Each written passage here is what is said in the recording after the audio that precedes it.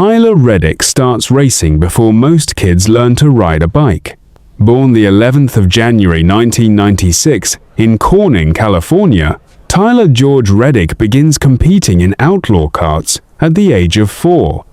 Then moves through mini sprints, midgets, dirt late models, and sprint cars, becoming the youngest driver to qualify for the pole at Eldora Speedway's World 100 and the youngest to win at the East Bay Winter Nationals.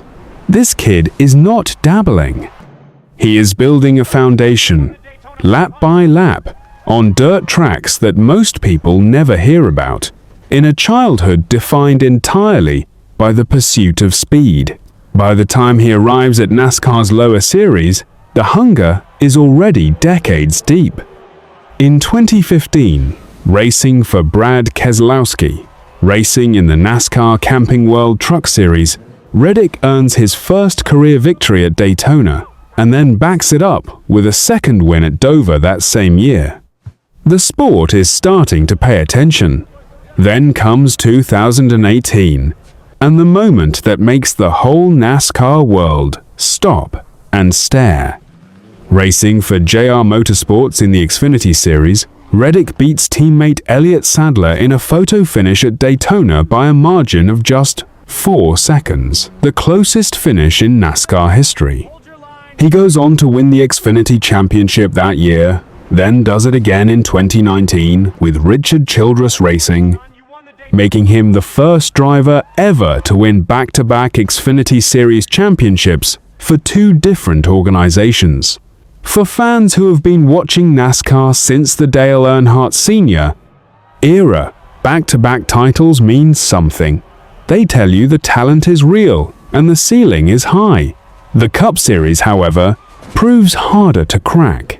Reddick earns his first career Cup victory in July 2022 at Road America, then scores 2 wins in 2023, including his first at the Circuit of the Americas, and adds 3 more in 2024, clinching a Championship 4 appearance at Homestead, Miami.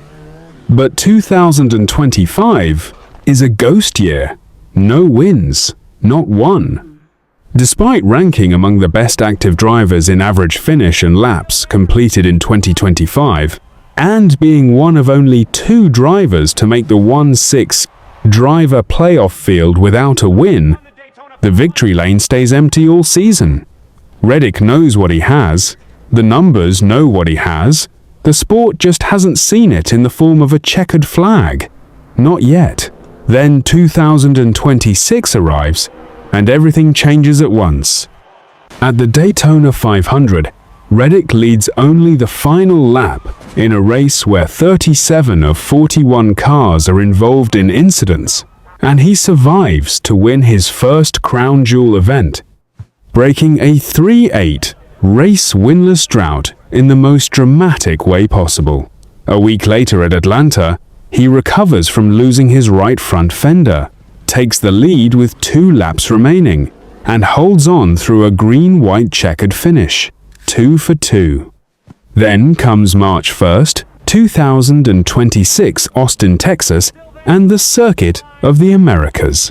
Starting from the pole, Reddick leads 58 of 95 laps at COTA, executing his pit strategies to perfection through 3 stage periods. Standing in his way is Shane van Gisbergen, the road course king, who wins 5 of 6 road course races on the Cup schedule in 2025, with the one exception being the COTA race that Reddick had won from the pole. History has a sense of symmetry. With laps ticking down, Reddick says he has to remind himself that he doesn't need to win by a blowout margin, he simply needs to be ahead of van Gisbergen at the finish line. It's so important to just not make mistakes. Reddick tells reporters on Fox television after the race, because who knows, Shane could have been playing games. He finishes 3.944 seconds ahead. It means the world, Reddick says. We did not like getting beat like that at road courses. It's one race, but it was so important, so fitting that we were able to get 3 in a row and make history. With 3 wins, Reddick becomes the only driver in NASCAR history to win the first 3 races of a Cup Series season, surpassing Earnhardt, Petty, and Gordon, none of whom ever accomplished it. Team co-owner Michael Jordan, celebrating courtside in Victory Lane on the 1st of March 2026, echoes what every Bulls fan already knows about threes. He had a chance to win 3 in a row, and that's the hardest one to win. He kept to his strategy, and the guys put together a great car. Co-owner Denny Hamlin, in his post-race news conference, puts it bluntly, "I'm not going to see it again in my lifetime, someone to go out there and win 3 races in a row to start the season." And then the internet catches fire, and not in a good way. Under the 2026 format overhaul, wins are now worth 20 additional points over second place, making Reddick's lead feel almost untouchable early in the year. He leaves COTA with a 7-0-point lead in the standings over teammate Bubba Wallace, with Chase Elliott third, 72 points back. The gap alone triggers alarm. But for a large faction of NASCAR fans online, the conspiracy calculus goes deeper, because 23XI Racing, Michael Jordan's team, has spent 2025 locked in a bitter antitrust lawsuit against NASCAR. A legal war that ends in a December 2025 settlement. Then the new season opens. Daytona, Atlanta, COTA. 3 wins in 3 weeks. The posts start pouring in. Was this part of the settlement agreement? And 2,311 is clearly cheating, and NASCAR is allowing it. And there is no way in this day and age of engineering any one driver has this type of advantage over 3 races.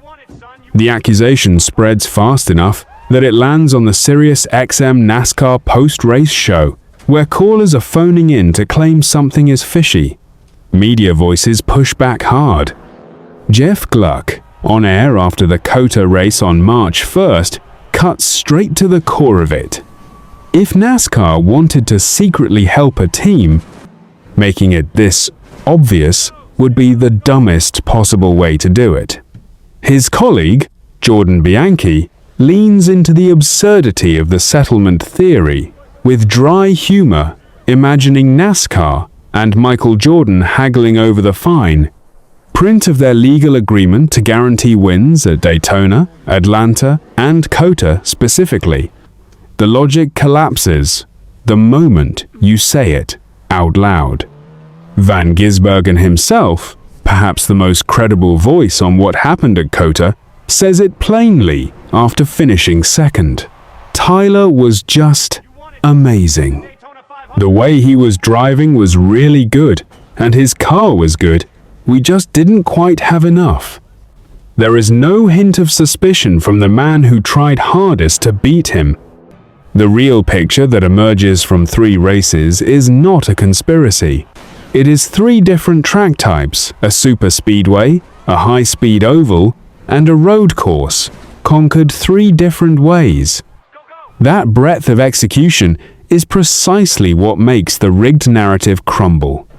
Post-race inspection at COTA concludes without issues, confirming Reddick as the race winner. Asked about Phoenix and the possibility of 4 straight, Reddick says he believes it is reachable. I think dating back to even the start of this car, we've been able to go there and be knocking on the door. The Cup Series heads to Phoenix Raceway on Sunday, March 8th. If he wins there, he becomes the first driver since Jimmy Johnson in 2007 to win 4 straight Cup races. The conspiracy crowd will be watching. So will the rest of NASCAR. But the story of Tyler Reddick, from 4-year-old kart racer in California to back-to-back Xfinity champion, to the only man in 77 years of Cup racing to win the first 3 races of a season, that story is already written in the record book, and no amount of online noise changes a single lap of it.